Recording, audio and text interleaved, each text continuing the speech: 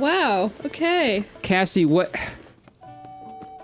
I just learned that Cassie completely forgot the entirety of The Batman with Robert Pattinson. We saw it.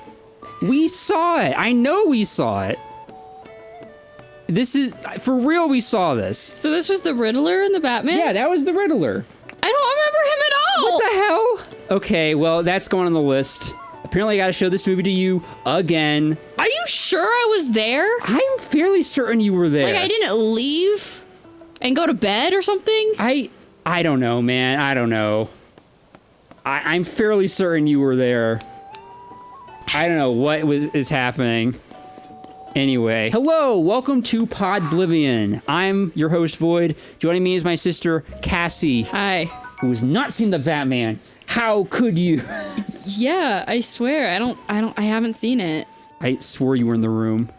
It's like you remember watching Nobody. So like, how could you? Did we watch the Batman before or after watching Nobody? I think it was before. Are you sure I was there, or was I doing my own thing? I have no. I could have sworn you were there. Anyway, this is a video podcast where we talk about stuff. I play a semi-relaxing game while we talk about things, and we what's the word I'm looking for? We rotate between different Sorry. Just look over. You're like the goofiest agape expression. Anyway, I'm like just thinking about the fact that you swear I was there, but I do not remember. you were definitely there. Anyway, for this show, we rotate between a few different topics. We are actually on the last. This is our last recording session, meaning that we started this recording session with last episode. This is the second to last episode of the session, and then the next episode will be the last episode, not just of the session, but of Podblivion Season 1 in its entirety. And we will discuss what that means, what that's going to entail at the end of the last episode. So, but yeah, we'll get there.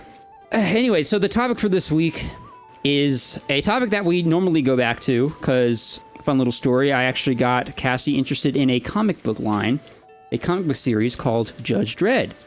Judge Dredd is a British published comic book series about a new type of lawman in the 22nd century. It's a very different type of America, and this particular judge, his name is Judge Dredd. He is the protagonist, and being a judge, he is both judge, jury, and executioner. And he gets into all sorts of different hijinks, some of which are, you know, a little more grounded, like common crime, some of which are just sagas, epic sagas across large distances. Yeah. So, Cass, for this episode, we are going to be discussing the first half of Volume 4 of Judge Dredd. We're getting close to the point where most readers will say Judge Dredd becomes its definitive, like, version of itself. You know, in terms of tone, in terms of what you can expect, in terms of consistency and what's, you know, part of the continuity. We're not there yet, though. We're getting close. We're getting close, though. But to both of our surprise, we were immediately launched into a big-ass story arc. Yeah. A 5 issues long story arc. And it's like 30 pages per issue. 150 pages total. Yeah, a 150-page long story arc called The Judge Child's Quest. There's a lot that happened here. And I guess we can start, like, we can talk about it in order at the start, but, like, there's going to be a point where I think we can just kind of skip around a little. Yeah, well, I mean, I was thinking that maybe we try our best to go in chronological order, but skip in the sense that, like, skip over whatever is, like, not something worthy of talking about.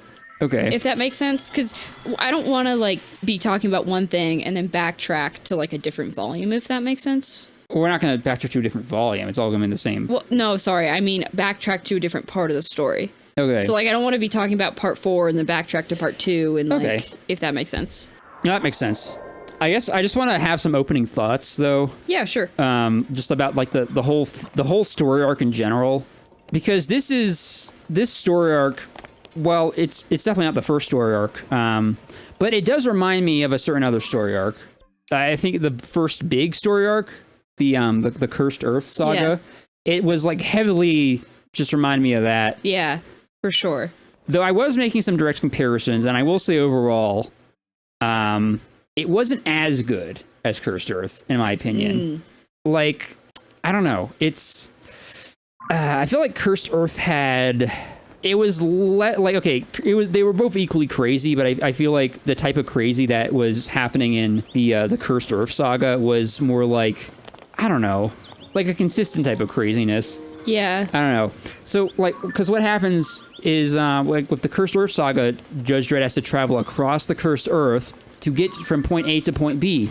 And so you have like an idea of how long the journey is going to take and how many things, in, like, you know, there's different, you can space out like, okay, there's different stops along the way, different things happen along the way, but you are getting to that point at some point. Whereas with the Judge Child quest, the destination is always moving. Yeah. So they're because they have to go after this this like a what's the word I'm looking for? Like a messiah type child who like can predict the future, and it's all kinds of weird. This Judge Child is a psychic, which is a thing in Judge Dredd. It's been established since Volume 2. But yeah, he's like supposedly like, oh yeah, this if we there's a prophecy that was foretold by another psychic, and you gotta like find the Judge Child because he will rule the city in its darkest hour.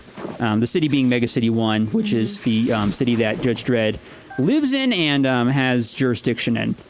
It's a pretty big city. It's the entire East Coast, basically. Yeah. I mean, if you guys should look up, you guys should watch the other, like the first Judge Dredd episode we had, kind of just explaining all of this. But anyway, so yeah, this story arc starts off kind of like Cursed Earth, because he's got to, like, you know, go outside of the city limits, and he does have to go into the Cursed Earth to pick up the trail of the Judge Child. And, like, I'm not going to go, like, too into detail on what happened in this first part, but it was like, there's, like, this guy who's got him, and he's, like, I can only describe this guy as, like, a Mad Max type villain. Yeah. Like, he's got, like, a whole, like, army of people worshiping him out in the wasteland, and he's got, like, big statues made to him, and like, everyone's, like, living in shit and piss and whatever, and there's, like, people that, like... Oh, actually, weirdly enough, there was a weird mix of, there was, like, a dash of, like, something that felt like Fallout, the Brotherhood of Trash, which are, like, monks that just, like, wear garbage on their robes. Yeah, that was interesting. It reminded me of, like, the, because in Fallout, there's this thing called the Brotherhood of Steel, which is, definitely a lot cooler in concept. They're guys that, they're like a militant group that wants to, like, take back the wasteland for America, and they've got, like, power armor, which they use to survive against most mutated threats in the wasteland. Yeah. But yeah, Brotherhood of the Trash, they're like the great value version, right, of this. But yeah, just like more wasteland vibes in the first part. This was, I believe this was, the first part of the story. Yeah, this was part 1. Part 1. How did he get kidnapped anyway in the first place? Well, I think so. I think he raiders. See, he was living out in the wasteland. Okay. And raiders came, muty traders. Oh yeah, his parents were killed, but he's like, okay. And then he just kind of went along with them because, like, you know, seeing the future, he knows what's supposed to happen up until, you know, a certain degree anyway. His own future is uncertain, but he can see other futures. Okay. And he's like, okay, well, I saw this was happening, and like, okay, I'm cool with this. I'm pretty chill with this. Okay, now I remember that. Yeah. He was just kind of kidnapped, and coincidentally, he was necessary for Judge Dredd to find, so. Yeah. But yeah, he's just kind of getting yanked along. Yeah. And wild goose chase. Well, I mean, not really goose chase, but yeah. So it results in this huge adventure that takes up a good chunk of the first half of the volume. I mean, okay, there's the stuff with Faro. Yeah. Faro. But then, like, yeah, so like this kid is being exchanged hands from one scumbag to another. And Judge Dredd's always like, just missed him. Yep, just missed him. Was there anything you wanted to add about that first part? Not really. There was just a lot of stuff happening, and, like, the boy was just kind of being, kind of dragged along, to your point, from one place to another. Right. I did want to mention that there was a bit more world building that they added. Like, I made a note of the domesteads. Yes, the domesteads. Yeah, it looked like they had, like, little micro environment domes in the the cursed earth, which was kind of interesting, but also not everyone lives like that, which is also interesting. So I guess it's just preference, but I like that. And then I guess this is more so leading into part 2, but the child is basically about to get killed. Remember? Right, yeah. He was about to get killed by Faro, and then last minute he was switched out, and someone else took him to... Right, a new scumbag. A new scumbag for their own gang took him to Texas City. Yes. And I was really excited to see Texas City. You've been looking forward to that, huh? I don't know if I was necessarily actively thinking about Texas City and looking forward to that, but when they showed it, I was excited to see it. Yes, because they have mentioned, I don't know if they've mentioned Texas City before. They've mentioned that there's Mega City 1, I think Mega City 2 in Texas City. Yeah, so Texas City is essentially Mega City 3. Yeah. But they're a little different. They're in, like, it's basically just Texas culture. Yeah. The whole way. I liked that it was just all things Texas. Yeah, I mean, honestly, I feel like it's really in line with just Texas in general, because, like, of course they would call themselves Texas City and not, like, Mega City 3. Yeah. They want to be their own thing, you know? Right. But in essence, they are just Mega City 3. But yeah, Texas City. So yeah, it's a big city covering... All of Texas. All of Texas, or most of Texas anyway, and some other parts of the country, maybe. I think it was just Texas. Okay, I guess so. I forgot. So, in Texas City, the kid is about to get sold to someone else. And, right. But yeah, Texas, let's talk Texas City, actually. Like, what a wild place. They have this thing called, Mutiland Danger Park. Yeah.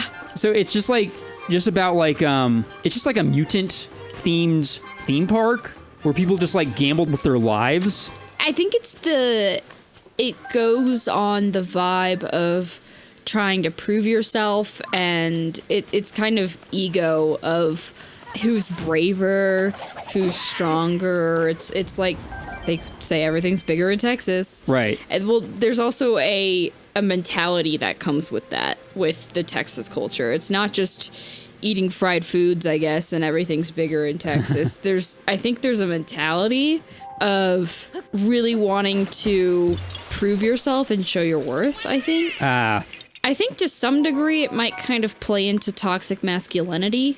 I guess. I don't know if I was or maybe just ego. Yeah. Actually, I take that back. I think it's mostly ego.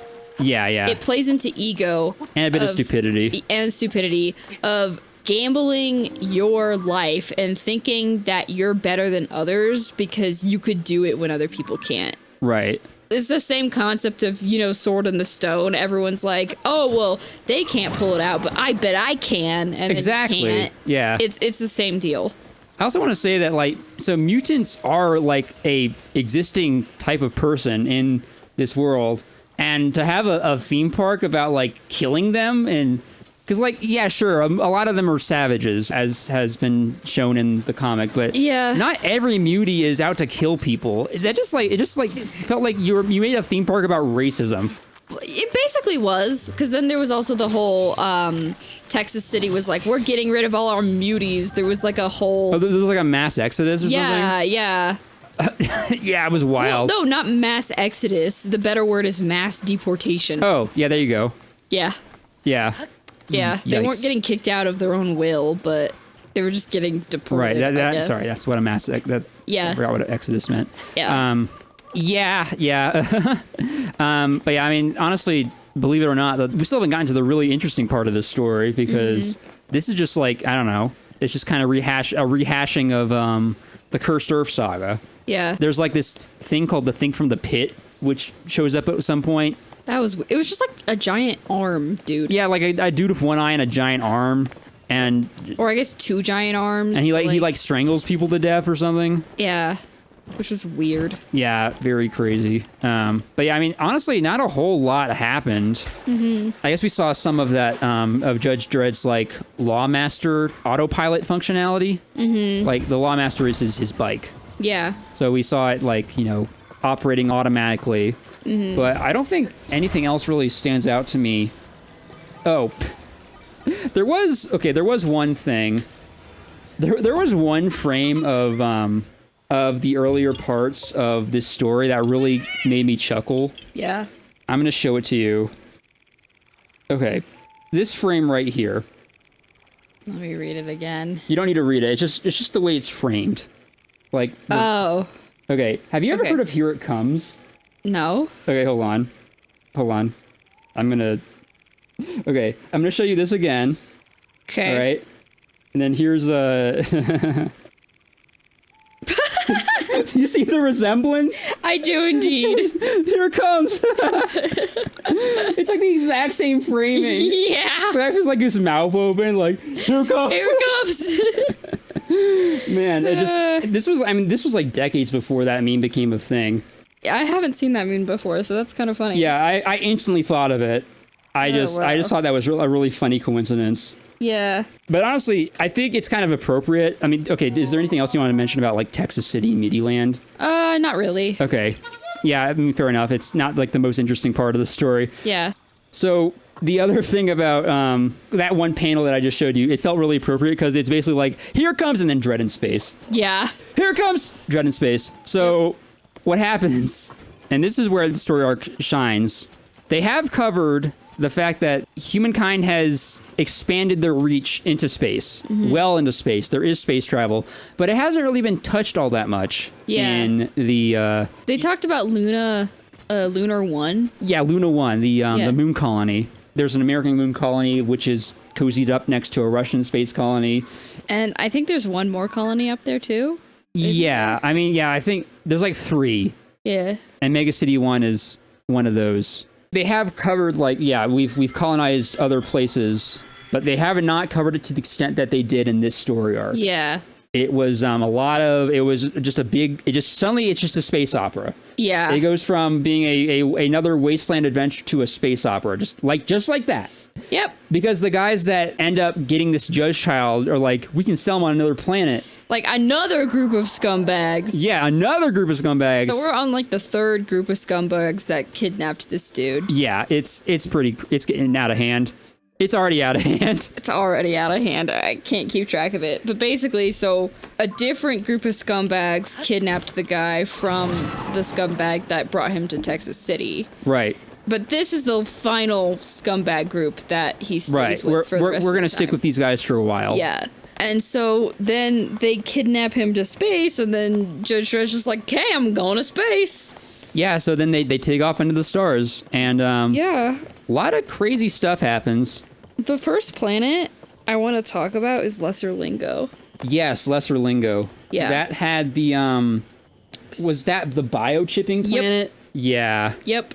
So, for those of you who obviously are listening to this and don't know what we're talking about, Lesser Lingo is a planet where basically they extended life by essentially uploading someone's consciousness, I believe. Or yes. like essence or whatever, their soul, I guess, whatever you want to call it, into like a microchip. Yeah. And they called it a biochip. Yes. So initially I thought the idea was that you've got these lifeless bodies that you're biochipping into, but then we learned that no, it's people that own the bodies that are blending them to other people. Yeah. Which is like, what? Yeah, so the whole concept of this planet, the reason why I wanted to talk about it is it rubbed me the wrong way in so many different ways. Yeah, no, I agree. Like, first of all, they get to this planet and they're talking about how there was a pre-existing intelligent race on this planet, but then this planet was colonized by humans. Yeah, that's already screwed up. Yeah, so there was pre-existing intelligent race, planet was colonized by humans, and then all of a sudden, conveniently, the humans are in all positions of power, and the pre-existing intelligent race was basically regulated to doing all the manual jobs. And it implied that the other race that already lived there was okay with that. Well, not all of them. Yeah, not some all of them. Some of them converted, and they're like, oh, we're more civilized now. But still, it still implies that they're okay with that because they only showed the converted people, and implied that those are the more civilized people, and that the people that didn't convert are uncivilized. So it's like, yeah, it's like good versus bad, and it's the same story as what's it called, the phenomenon of people moving to the West in North America. Yep.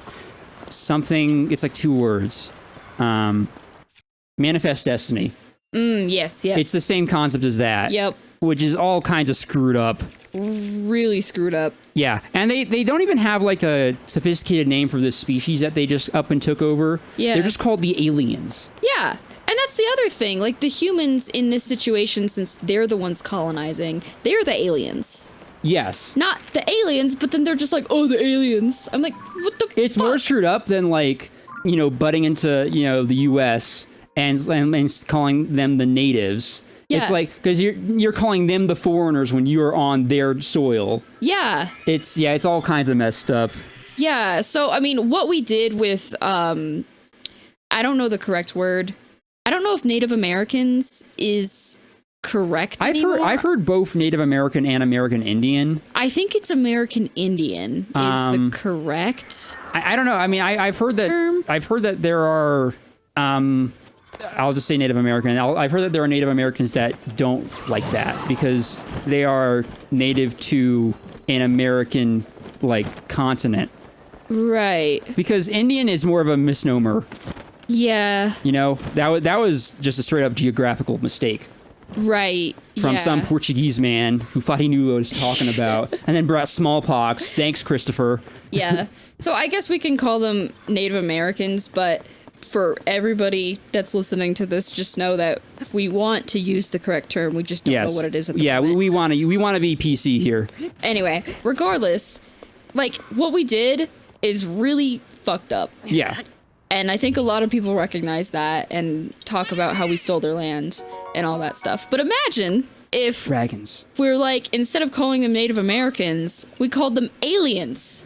Yeah. Acted like they didn't belong here when they literally lived here in the first place. Yeah, it's all kinds of messed up. I mean, so I feel like, honestly, at this point, I feel like this story is... You'd have to be aware of this. You'd have to be aware of, how this is a problem, right? Right. Honestly, I feel like it's, in a way that is kind of beating around the bush, I feel like it's kind of commentary almost. Yeah. But who knows? Who knows? I really hope that they were, the writers were self-aware of this story, and if it's more like satire. Yeah. Well, and so this goes into the whole biochipping thing. Right. Because the whole concept of this planet is that the biochip of the president is stolen. Yes. And then, long story short, he eventually, when he gets saved by Judge Dredd, because Judge Dredd has to go save him, he's like, oh yeah, when I got stolen by the flying aliens, basically, flying is so great, I want to fly, so now I want to put my biochip in an alien. And then, in the end, he gave the same equal rights. Yes, he gave rights to all the aliens because now he was since he was living in the body of one, he's heck yeah, I can't discriminate against my own race. I can't oppress these guys. I'm one of them now. So I mean, but a happy ending for the aliens at least. But I still don't feel good about that because it took you this long. It took you this long, and also stepping in the shoes of one of them to convince you to do the right thing. But it's for selfish reasons. Right. Just because you want to fucking fly. Anyway. Yeah. One more thing. I don't know. I feel like not only was the whole colonization an issue for me, but I also feel like biochipping in itself, it kind of normalized slavery. Sort of. It was sort of voluntary slavery. It's you're loaning your body. You're not, and it's not really slavery if you think about it, because it's I guess they pay you. But you're not conscious. Yeah. Right? You're not conscious for the procedure. While the person is borrowing your body, I feel like your consciousness is somewhere else. Yeah. I would hope so. I don't think they established that though. It wasn't a very well set up concept. No, it was not. Interesting, but I mean, honestly, yeah. Thank goodness that was the first place they went to. Yeah. Because it wasn't that great. Just general thought. I do like that we're just seeing more of the universe and what exists in it. Yeah, and like, okay, going back to like the whole thing that this is prior to Volume 5, I do hope that they keep this aspect of human or just knowing what's out there, like, and having there be like a presence beyond Earth. Right. I hope that like this is something that is acknowledged in more of the modern comics. Yeah. It is not acknowledged, I think, unless there's like subtle cues in the movies, but I do not think it is acknowledged at all in the movies. I guess my concern is this is going to be a one and done thing. Like he went on this big journey through space and then going to go back to Mega City 1 and then just never again. Well, I mean, that probably will be the... I don't know. We'll see. Yeah. We'll see. He does... Okay, I can confirm that there is one story where he does go out into space briefly. Okay. And this is in Volume 5. So yeah, there is one such story, and there are like aliens still. Yeah. So I honestly, I think that's a good sign. I think that confirms that maybe it's something that's here to stay. Yeah. I guess moving on, after he saved the president and got... Of Lesser Lingo. Of Lesser Lingo. And he had to save him because the VP, the vice president, was like, oh, I'll give you info for where you can find Oracle Spice. That will basically give you insight into where the child is going to be. Yeah, a magic space substance. Yeah. Space cocaine. that I guess just gives you all-knowing, foreseeing powers or something? Yeah, it's some like space mysticism. Yeah. So then he goes to... I don't know what the planet was called, but where Murd the Oppressor was. Oh, yeah. Oh, and by the way, in the meantime, there was also a giant planet creature, which I thought was cool. Oh yeah, I thought that was cool too. And there was and we can skip over Agros, just the never-ending war games. Agros was weird. That was actually kind of funny though. Yeah, it was funny. I liked the commercial breaks where it's just like, oh god, I wish I don't have it out right now, but it's just like oh yeah, like visitors people trying to get like a vacation on your land, landmines. Yeah. They came for paradise, they found landmines.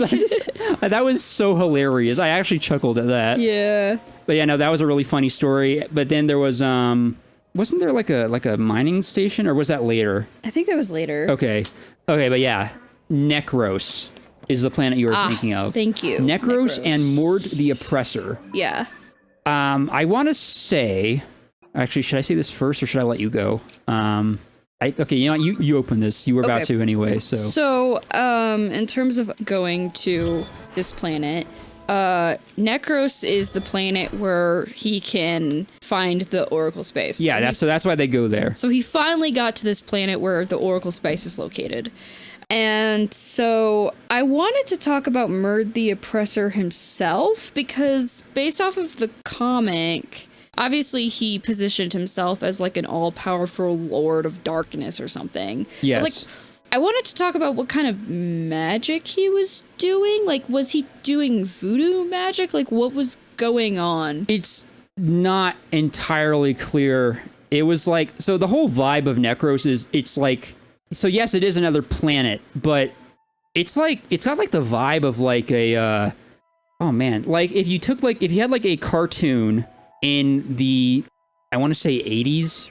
No, 60s. Okay. If you had a cartoon in the 60s that took place in like a medieval fantasy land or something akin to that, like He-Man is kind of like that, but it's more like space. I don't know, just like old-timey like fantasy, like what's that one guy? This is one character whose name escapes me. Mm-hmm. There's like this whole like magical fantasy, dark fantasy vibe that's going on with this planet. Yeah. But so this guy, Murd, yeah, it's I think it's like a mixture of different things. Okay. It's like necromancy. I think it's necromancy. Well, so they did mention necromancy, but then like he like I could have sworn there was a scene where he like created a little doll of Judge Dredd to like. Okay, so I guess it was just like dark magic in general. Okay. And also it's like, you know, on another planet, so it doesn't have to be based on any one thing. Okay. I was just confused. I was like, what is going on? Yeah. But the overall like vibe of this story was I did like it. It was really interesting to see this typically sci-fi story take a very fantasy turn. Mm-hmm. It's really bugging me that I can't remember this one frickin' franchise that this reminded me of. It's like something the Barbarian, I believe Arnold Schwarzenegger played him at some point. This character, it wasn't Hercules though. It was Turok. No, not Turok.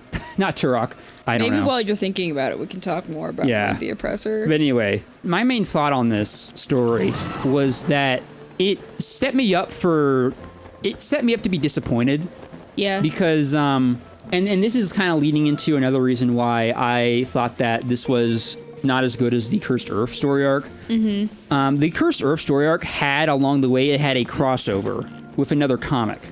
Yeah. Because there's a guy who was a co-writer for a story during that saga. His name is Pat Mills. Mm-hmm. And we've discussed this guy before. He essentially has his own comics that he does that were going on at the time. And he brought in this character called Satanus into Judge Dredd. Satanus is an evil T-Rex. There's no sugarcoating it. He's just an evil T-Rex from another comic line called Flesh. Mm-hmm. And we've talked about this before. Yeah, we've gone over this a lot. It's really cool having, while, Judge Dredd doesn't have that many spin-offs of it, it does introduce you to other comics. Mm-hmm. Like we learned about Pat Mills, and through Pat Mills, since we learned about Pat Mills, I looked up what his comics are. So this is all to say that this whole Murd thing, I thought it was set up for a crossover. But it turns out that Murd is a completely original character. Oh, it's just its own thing. It's just its own thing, yeah. Oh. Or rather, part of the Judge Dredd thing. But you see, because they go to space, so there's this one Pat Mills comic I know about that I thought they were gonna lead into, like they were gonna have like a crossover, which would have been cool as hell. But they didn't. It's called Nemesis the Warlock. Okay. So Nemesis the Warlock, and if you look up Nemesis the Warlock, you'll see a few images that will kind of capture the whole vibe of it, I think. Basically, it's about this fire-breathing alien called Nemesis, and he's a warlock, I guess. I don't know if he can actually do magic, but it's like a it is sci-fi, but the terminology of warlock gives it a sort of a gothic feel. Like you're in space, but there's this gothic, almost like medieval feel to it. Yeah. So there are aliens and there are humans, and the alien is Nemesis is an alien, and he's a freedom fighter. But like the general gist of this, and I just looked it up trying to not spoil anything. It goes all over the place. It can be really crazy. There is time travel involved. The setting of this story is in the far future. I think it's implied it's a future further than Judge Dredd, but there is time travel.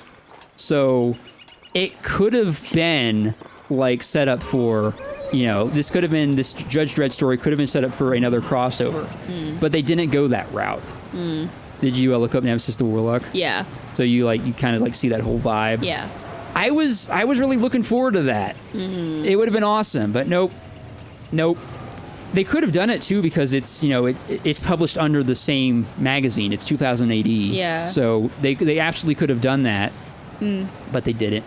I guess for me, I was reading this story as more of an objective viewpoint because I didn't know about that. Right. So I was just kind of reading this similarly to how I read about the Lesser Lingo planet. Right. More of an objective viewpoint and just developing my opinions based off of it.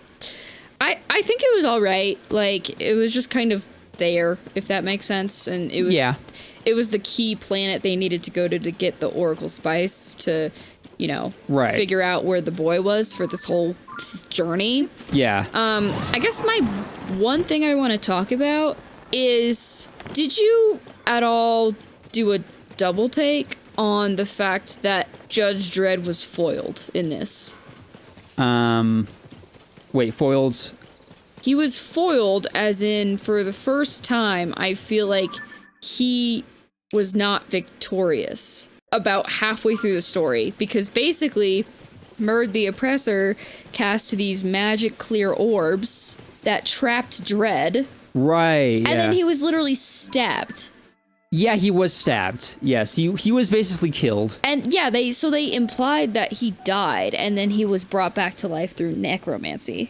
Right, and that doing that whole thing there is another thing that led me to believe that this was a character with his own thing, this Murd guy. Like, I would understand if this is a guy that already has his own thing that he's a part of. Yeah. Like, that sort of thing you could do with a character like that, because you're kind of like showcasing this guy, you're kind of like shining the spotlight on him. Yeah. That happens a lot in crossovers where you can have certain characters gain the upper hand over other characters just to show how, like, you know, oh yeah, we're all about this guy right now. Mm-hmm. But no, this is just a completely random guy that they shove in, and then he ends up, he just kills Judge Dredd. And that...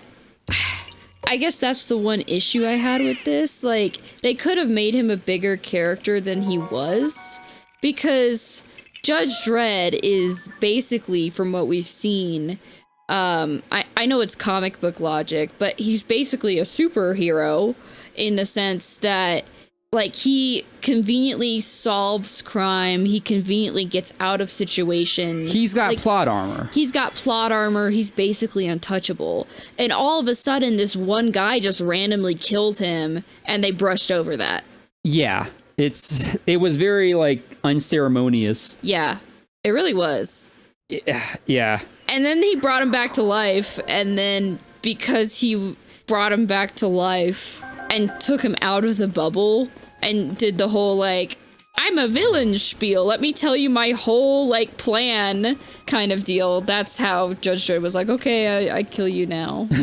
I kill you. So that was interesting. Yeah. By the way, we did skip over a story. Briefly, there was a part of the story where there's a mining station on an asteroid. Echo Bravo 4. Yeah. Which I just want to mention that real quick. I thought that was cool. There's basically a 2001 A Space Odyssey thing going on in this, where the AI and the mining station killed everyone. So they're getting, like, they come aboard because they're hearing a transmission, but it's actually just the AI is recreating the voices of people that have long been dead. Yeah. And there are just a bajillion corpses floating through this place. Mm-hmm. I thought that was pretty cool. Mm. It was like the sci-fi version of going aboard a ghost ship. Yeah. But yeah, anyway, just thought I'd mention that. Mm-hmm. But yeah, let's move on to... I'm just going to say that I do not think we need to talk about Rinus Limpopop Quintz. I don't think we need to talk about this guy. I must have, like... You must have blacked out. I must have blacked out. Rinus Limpopop Quintz, you know him. Oh, the freaking dude that just, like, shrunk these dudes down. Yes, he Honey, I Shrunk the Kids them. Yeah. He Rick Moranis them. And no, I mean, I wasn't a fan of that story. I was like, who is this guy? Why is he doing this? Get him out of here. This is so bizarre. Yeah, I think I would agree with you. It was one of those stories that felt like filler. It was very, like, and that's really saying something, because I feel like even if a Judge Dredd story is filler, it's at least decent. Or at least it adds to world building. Yeah, it's either decent as a story or it adds to world building. This guy, I never want to see him again. I did not care for him. Goodbye. I was just like, I didn't need to know that there was basically a intergalactic traveling salesman that just, like, shrinks you down. Either he, like, forces you to do business with him, or if you don't want to do business with him, he's just like, okay, you have no choice. I'm selling you. It was weird. Yeah, it was very bizarre. Anyway, moving on. I want to move on to part 4. Okay. So the planet that they go to is the planet... Was the planet with the guy that got jigsaw disease, was that kind of on the way? That was on the way to Xanadu. Yeah, okay. So the planet before Xanadu. That was planet AB. Okay, planet AB. So I really quickly want to talk about... I don't really want to talk about planet AB. I just kind of want to talk about... Yeah, planet AB was equally as weird as that salesman guy. Yeah, so I don't need to talk about that. I kind of want to talk about how it was interesting that at this point, when they were pursuing the child, basically, there's a guy that the child foresees that this guy is gonna get a disease and die. Yeah. So, as a result, the Angel Gang, which is the gang that kidnapped the child, dumps him on a planet, and then he gets the disease from that planet. So it's a whole self-fulfilling prophecy kind of deal. Yeah. So and through that we are taught a little bit more about the kind of person that this Judge Child is. Yeah. He's kind of got this like divine intervention thing to him where he's like, oh yeah, I can just, this guy's pretty terrible, so it's up to me to just, send this person to his death. Right. If I he kind of foresees a potential future and just kind of leads that person to that future. Yeah. Which is like, morally questionable. Yeah. And so I guess at this is before we get to the end. I wanted to talk about like, so I guess in the end, skipping forward, just spoiler alert, we find out that like Judge Dredd basically says that this kid's evil. Yeah. But at this point, we don't entirely know. And I guess I was wondering, like, is the child truly evil? Like, I guess because I was like, couldn't this just be the result of knowing the future? I don't know. I mean, so he's a child. He's, very moldable. Right. Like, he's got a lot of growing up to do.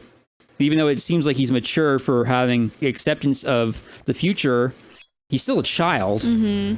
So yeah, I guess I was just thinking about, like, they basically asked the future of them, and then the result was that the guy was gonna die, so the child kind of like told him their future. And yes, it's revealed that he leads the person to that future later on, but at the point that we don't know that, I was thinking about the thought experience of like, if you had the option to know exactly when and how you would die. Like, you mean thought experiment? Yeah. Okay. It's a thought experiment. What did I say? Thought experience. That's what I heard. A thought experiment. It's a thought experience. So the thought experiment of if you had the option of knowing exactly when and how you would die, would you take it? Because then there's the option of if you don't, absolutely not. Exactly, like you would live in fear. Yes, and So, it could be like a self-fulfilling prophecy type deal. Exactly. So part of me was just like, okay, well, he predicted the death of two people, but before we knew that he was evil, according to Judge Dredd, it was just kind of like, I don't know, it just kind of felt like one of those self-fulfilling prophecy situations. And that's the result of asking to know about the future. I don't know, but yeah, I just, given the opportunity to know about the way I die, there's a chance that it could be like a self-fulfilling prophecy type deal. Right. And in that case, if there's any chance of that happening, I would absolutely not find out how I die, because I could potentially shorten my lifespan in asking that question. Mm-hmm. So yeah, no, I'm not going to do that. Right. So in that degree, theoretically, if we didn't already know that the child did have an evil streak in him, I would have argued, like, I think that's just the result of self-fulfilling prophecy, and it's just the not the backlash, the consequence of knowing the future. Right. So I just thought that was kind of interesting, but how it immediately went to he's evil. But anyway, he's evil. Anyway, yeah, they did decide that he was evil in the end. Right. So, but anyway, that was kind of all I wanted to mention for that. Did you have any other thoughts before we get to Xanadu? No, that's basically it. Okay. Moving on to Xanadu, where the child is, where the angel gang ended up, and they finally were catching up to the child. Again, I don't have much thought on the actual, like, planet. It's more of just the storyline that goes with it. Right. Xanadu, I mean, it's basically just a, like, what is it, like a volcanic wasteland. Mm-hmm. There is one interesting thing about this place, which is that there is a robot overlord. Yeah. Who like believes in freedom for all robots, and he's got like an army of liberated robots. Which kind of, I mean, you were wondering where all the robots were. Yeah, that's true. I guess that's, there's your answer. There's more robots. Maybe they all just like went away. Who knows? He had a cool name too. It was like Grunwald. Oh yeah. Grunwalder's the place. Grunwalder. Yeah, Grunwalder. He's this cool looking robot dude. I don't know. That's really all I have to say about that. Mm-hmm. But Xanadu is the setting of the climax of this story arc. Right. Everything comes to a head, and anyway, I think you had something you wanted to say first, so I'll just let you. Yeah, I wanted to say, so in the climax, obviously Judge Dredd is trying to get this child, and he's pursuing the Angel Gang, and basically, whether on purpose or on accident, slowly killing each member. Yeah, each member gets killed off. Yeah, so I wanted to mention that how he killed off Junior, the name of one of the sons of the Angel Gang was Junior. Are you going to mention the long gun? No, not the long gun. Oh. I guess I think that came before this part. Oh, okay. Yeah, you're right. I wanted to mention how shocked I was at how he decided to kill Junior. Oh, he just throws him in the lava? Yeah, he literally just picks him up over his head sideways and yeets him into the lava. He's like, I sentence you to death. I mean, I don't think we've seen many instances of that happening, like where it's just like the sentence is death. I mean, that is a normal judge thing, though. But I mean, it's happened before, but normally they just shoot him. Yeah, they just shoot him, but he just straight up threw him in lava. Like, he could have shot him. He could have shot him, which it would have been more merciful. Yeah, but he just threw him in lava. I just thought it was comical because, one, it was brutal, but two, it was comical because I'm like, Judge Dredd is just sick of this shit. Yeah. He's just like, I'm over this crap, and just threw him in the lava. I mean, no, it was definitely supposed to be comical. Yeah. That was funny. That over-the-top comical brutality of a judge. Right. It's, yeah, you gotta love it. Mm-hmm. I think what was going through his head was, I have done this long-ass journey. Yeah. I got this crazy person in my way. Yeah. This has gone on long enough. This guy has done countless terrible things. He is a psychotic killer that enjoys killing. He wants to... He kills as much as he breathes. Yep. Honestly, I think what he was thinking was, a bullet to the head is too good for this guy. Just put him in lava. There's lava right here. I'm going to use it. Fair. He saw an opportunity. He took it. I definitely think he was just sick of this shit and was like, this has gone on long enough. I'm tired. Like, get this guy out of my way. And honestly, if you think about it, probably a very resourceful option. Yeah. He saves ammo that way. True. I mean, I'm assuming they're still using physical munition and not laser guns. I'm pretty sure they are. Yeah, they're using like bullets. So, he saves ammo. The penalty equals the crime. Yeah. Really, it was the best thing he could have done. True. And I'm sure he had a limited supply of ammo, considering this was, like, I was keeping track of the days. It was day, like, 80 some odd. So and then I think they time jumped. So it was like 3 months of traveling through space. 3 months later. Yeah, to try and just all for the sake of pursuing this fucking kid. 3 months. And speaking of, quite insane. Once everyone finally dies and he catches up to the child, like, he just, going back to what we spoiled before. Yeah. He looks the child in the eye. And he's like, I have my suspicions of you being evil. Let me look in the eye. Yep, you're evil. And then just fucking leaves? Yeah. Dude, the ending of this whole story arc is just an anticlimax. Yeah, that's what I wrote down. The ending felt so anticlimactic. Like, after 3 months of pursuing this kid, he just makes the executive decision to leave him on this planet. We'll be looking you in the eye. Yep, you're evil.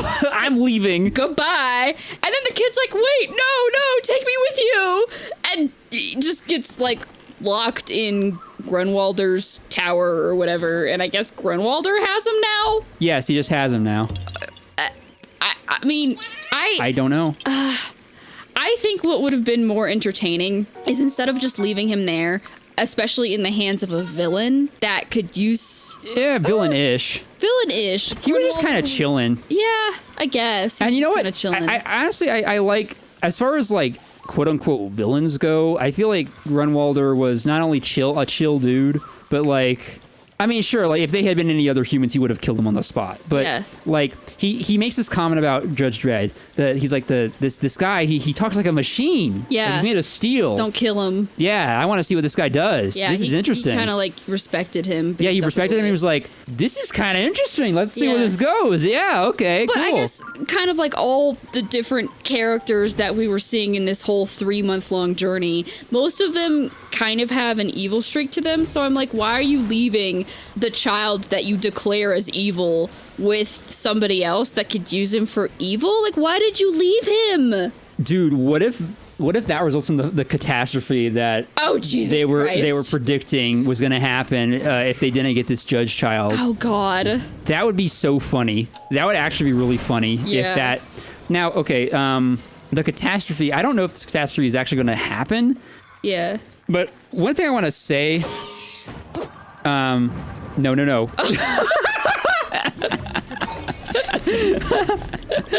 Damn it. Hold on. Okay. Dude, you're struggling right now. Yeah, I had to hit a keys, and then the key. I hit the machine, and then it's like, goodbye. It is time for my people need me. Goodbye. The Link equivalent of Judge Dredd going, "You're evil. Goodbye." Anyway, what was I saying? Oh yeah, okay. So this catastrophe that was prophesized, and the whole reason for the whole adventure, like, I want to say another qualm I have with this story is that they showed a vision of this thing happening. Yeah. And they showed like these, whatever they were, monsters, like going after these the people of Mega City 1. They even had on the cover this like comical, like, I guess it was just like the comic equivalent of clickbait, because it was like Judge Dredd was like, "Have you seen this child?" And then this big monster dude's like, "Oh, no, haven't." But like these monster dudes never showed up at all. So I'm just like, what the hell? Yeah. Like, what actually? Yeah. They're just kind of a tease, you know? Yeah, I think instead of leaving him and making that decision, what would have been more interesting is if Judge Dredd brought him back, said that he was evil, and then they decided what to do with him, and they could have killed him at that point. Instead of just leaving him in the hands of somebody else, and then his fate is... Yeah, it could bite them in the ass. It really could, exactly. Like, if he's truly evil, the way Judge Dredd said, I know he left him there because he's like, oh, he's going to wreak havoc on Mega City 1 if I bring him back. But also, Judge Dredd doesn't entirely know that because he can't see the future. Right, yeah. So he could have brought him back, and then they could have killed him off or decided what his fate would have been. Yeah. But yeah, it felt so anticlimactic, and I was upset. I was like, what the fuck? In some ways, it was kind of funny. It was, yeah. It was kind of funny. Just I don't know, I feel like we're seeing more of like the comical side of like the Judge Dredd character as we progress through these stories. Because I do know that there is a comical aspect to him that I've seen at least in the first movie, where it's like, yes, he's this straight edge cop, but like, you know, from an outside perspective, some of his actions are really goofy. Yeah. And like littering into the slammer. Yeah. Like, it's part of the appeal. Yeah. I do want to mention, to end off this episode, moving on from this whole quest, I want to talk about one more story, which would be Block Wars. Right, Block Wars. Real quick, I just want to mention that I also liked that story that happened before. Oh, yeah. The Max Normal story. Yeah. We haven't really talked about Max Normal, have we? No, not really. He is a reoccurring character, and he does show up in Volume 5. So this guy's named Max Normal, the pinstripe freak. His whole shtick is that he is Judge Dredd's informant. So he gets the down low on like crime. Crime, when it's going to happen, who's going to be there. Yeah. And he gets paid handsomely for it. Right. He's called the pinstripe freak because he wears like pinstripe, like 50s gangster shit, and it's like it's just like vertical black and white stripes. Well, yeah, that's what pinstripes are. Oh, okay. Like, have you ever heard of a pinstripe suit? Okay, it's like I didn't know that terminology specifically. Oh, really? Yeah. Okay, well now you know. It's like what Chicago gangsters would wear. Okay. Or some of them anyway. But yeah, so his whole thing is like he is so quote unquote normal, like, and compared to everyone else in the future. Everyone's like, this guy's a freak. Yeah. He's a freak. But, you know, I think he has popped up from time to time in these stories. But this particular story, that was just about him. I feel like it just really showed his strengths as a character. Yeah. And just like, you don't mess with Max. You don't mess with Max normal. Yeah. Because you mess with Max normal, you get the Judge Dredd. Right. You get Dredd turned on your ass, and He's got Dredd in his back pocket. Exactly, yeah. So he's got this sort of like relationship with Judge Dredd, which wasn't really touched upon to that extent until that story. I just appreciated that. Yeah. But yes, Block Wars. Yeah.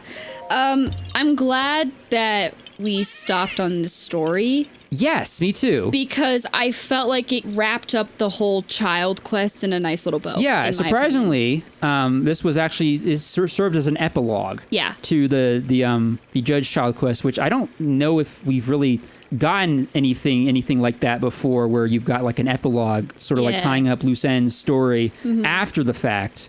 It was weird the way they did it, like, because the titular event of the story is not related at all. Yeah. To that story arc, but it's like in the meantime, this story it takes the opportunity. In the meantime, while Judge Dredd is dealing with a mass crime event, they are cutting over to the city council, which not only wraps up that storyline as an epilogue, but also provides a little more world building. Yeah, because you get we already knew about Chief Judge Griffin. Yep, we know that the deputy judge, Judge Pepper, we already know him, but we also got the there's 3 other branches. There's the Psi branch, the lead of the Psi division. Yeah. He was there. There was the guy who's like part of like the treasurer, or like accounting or something like that. Yeah. And then there's like one other person. Yeah, but it's nice to have like these different groups of people. Yeah. Represented. And so what I wanted to talk about with this is basically I would assume another 3 months pass for Judge Dredd to get back to his world or whatever, because it took 3 months to go find the child. Yeah. So I'm assuming he's back after 6 months of being gone from Mega City 1. Right, and they also, speaking of that, this is a funny thing I thought that they mentioned offhandedly in this story. They established that he went to 49 planets. I must have missed that. He went to 49 planets. That's nuts. It's nuts, yeah. So what they covered in the story arc was not even the surface. Holy crap. And they also, I think they mentioned, I mean, it really illustrates the scope of like the sort of the space side of things. Yeah. Because it kind of tells you like the extent to which humanity has explored beyond Earth. Wow. Yeah, he himself visited 49 planets, but they also mentioned many more. Yeah, there are many more. There are in fact 17 known systems. Oh wow. This was also something that maybe you glossed over this too. Yeah, there are 17 systems. Yeah, I must have been reading it and glossed over that, or just like forgot about that. Yeah, so they established that there are 17 systems. And he went to 49. And he went to 49 planets, but yeah, there are 17 known systems that could be visited. Yeah, and didn't he go to multiple different systems too? He did, like at least 3. Yeah, at maybe least 4. 3. Yeah. But, wow. Well, okay. So then, I want to say something based off of that, now that I remember he went to 49 planets. Some of the planets that he stopped in were completely pointless, and considering at a certain given point he already had the Oracle Spice, why couldn't he just, like, make a beeline to Xanadu? I think the point is refueling. Oh, okay. That is a realistic problem of space travel. Okay. You're traveling a long distance in the vacuum of space. You need, the space travel takes a long ass time, no matter, even if you're going at light speed. Yeah. Which I don't think they have. Well, but they didn't refuel on Umbra. That stupid ass, like. Maybe they didn't show it. Okay. I think. I don't know. I feel like there's either they have to refuel. I mean, they have to refuel at some point. Okay. Right. Unless for some reason, because there's so many conveniences to Judge Dredd, unless they have like, it's the infinite fuel tank. Right. It never runs out. Fuck you. We have gas everywhere. Okay, well, that wouldn't make any sense because after they had Oracle Spice, they stopped along the way at like other planets and then kind of fucking just left. Yeah, I don't know. So, and I brushed over that because it wasn't important, but okay. That makes more sense. But yeah, anyway, going back to Block Wars, I'm glad that they established more world building and how they have a council. And I'm glad that they actually were talking about his actions and his choice to not bring back the child. Yes. And potential repercussions of that, and they didn't just like brush over it. Right, yeah. Judge Dredd can be held accountable for his actions. Mm-hmm. But, you know, since he's the protagonist, of course, yeah, he gets out scot-free. But they did, you know, they were weighing his actions. Yeah. So it's not like they say, oh yeah, he gets out of these things scot-free, because, you know, he is a subject of the law as well. Yeah, exactly. Like he's a tool of the law, but also, you know, he is subject to the law. Yeah, so. like they were talking about how there could have been other potential solutions, which I'm glad they addressed, because that was my biggest problem with the ending of the Judge Child quest story. Right. How I was thinking there could have been other solutions than just fucking leaving him there. Right, yeah. But I'm glad that they addressed this, and how they do show, yes, Dredd in certain situations, he doesn't have just authority to do whatever the fuck he wants. They will talk about his actions and how there could have been other solutions. They could have put the child in the academy and taught him right from wrong. Right. And then, of course, ultimately, he still gets off scot-free, because Judge Griffin was like, well, remember Judge Cal? Like, we wouldn't have a Mega City 1 without Dredd and his actions, so... Yeah, Judge Griffin being a bro. Yeah, exactly, so... And in the meantime, two people from different city blocks were like, let's fucking kill each other. Yeah, whole city blocks are just like, it's a war. Let's fucking kill each other. And Judge Dredd is just dealing with this Wait crap. a minute, you're not like me. Ugh. It's like, Yeah. it is another like instance of just like why people turn to crime in this universe. Yeah. Because they're like, I'm bored. I don't like you. You're dying. I feel like that was a general theme of the first half of Volume 4, where there was shit going on in the background that didn't really matter. Yeah. Like, a lot of the stuff that was happening on the planets didn't really matter, and I didn't care. Right. It was more of just, like, the background to, like, the story and what Judge Dredd was doing. Yeah. Or just furthering the plot in some way. Right. So, like, I find it interesting that they called it Block Wars when I felt like that wasn't the main point of the story, you know? Yeah. So, but yeah, I'm glad they addressed that. I really am. Mm-hmm. So, makes me happy. Makes me feel a little bit better about the ending to the big Judge Child quest story arc. Yeah. Okay. I think that is everything. Mm-hmm. Oh, also, I think I mentioned this without elaborating. I liked the long gun thing. Oh. Remember, like, when he's taking out Xanadu Jr. and he's like, time for the long gun. And he just takes out a long ass. It's not called a sniper rifle. It's just a long gun. The long gun. It's the long gun. And he has to, like, mount this thing on a freaking, he needs like a stand for it. He needs to, like, prop it up on something. Because it's just, like, it's like the length of, like, a cannon. Yeah. And he's just like, here's the long gun, and then he just fires it. It's like, ooh. It goes back to the same ridiculous concept of just renaming shit when we were talking about the, like... Oh, super mace? Super mace, yeah. Yeah. Super mace. Well, I mean, in that case, you know, there's no bears around, so, like, you're not going to call it super mace. You're not going to call it... bear spray? You're going to call it super mace, so... Yep. You know, that makes sense, but then just, like, long gun, because screw it. I wonder if because it's so far in the future, they, like, language-wise, they lose certain names for things and, like, have to rename stuff. Interesting. It could be like that. Yeah, because I know language is constantly changing and evolving, and I'm sure at this point in the future, they develop new things and then have a different name for it. Right. Certain terminology words are no longer in use, so maybe that's what that is. Yeah. It's still funny though. It's still really funny. Okay, but we are definitely over an hour again. Let's wrap this up before it gets too much longer. Yeah. So hey, thank you everyone so much for watching or listening. This was another incredible Judge Dredd conversation. And don't forget to leave a like on this episode. Another episode will be coming before we wrap up season 1 of Podblivion. And we will be discussing what that means moving forward. So yeah, the next episode is the last episode of season 1, and we will be talking about Zelda. So, you know, actually related to the game that I'm playing currently in the background. So you can look forward to that. Also check out, consider subscribing. That's always cool of you. And you can check out, if you want to see more Cassie, and more of our, like, you know, sibling chemistry, check out the Night in the Woods Let's Play that we started, and I have yet to finish editing, but that will be coming out sooner rather than later. Mm-hmm. And yeah, I hope you enjoy that. I think that's everything. Am I forgetting something? I guess subscribe, leave a comment. Yeah, leave a comment. Oh yeah, leave a comment, interact. You know, we encourage people to comment on the what we talked about. Also, you can email me at voidbliviongaming@gmail.com.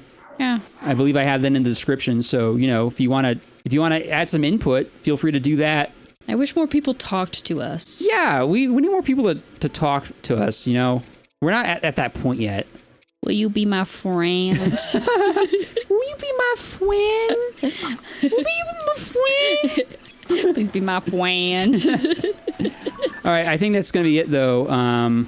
You know, I will do one thing before we end the episode. Okay. Let me just zip on over there real quick. Yeah, this is complicated. Okay. Addison, just make these goddamn things simple. Yeah, this seems like the most complicated sign, like, ever. Jesus. And this is like the last sign, I'm pretty sure. So hold on, let me look around for a second. Okay, they got some stuff up here. Okay, so what we're gonna do here is do this. There we go, like a glove. Add some stability. No, that's not gonna work. It's fine. I can have it. You know, I can have it float. Whatever.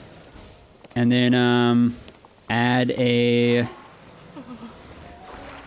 Oh. No.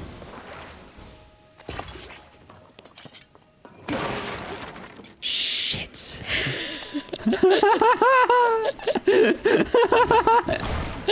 I should have just hit it with the arrow.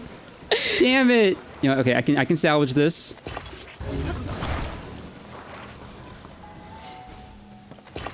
Shit. Shit. Shut up. Okay. All right. Okay. Let go, you dingus.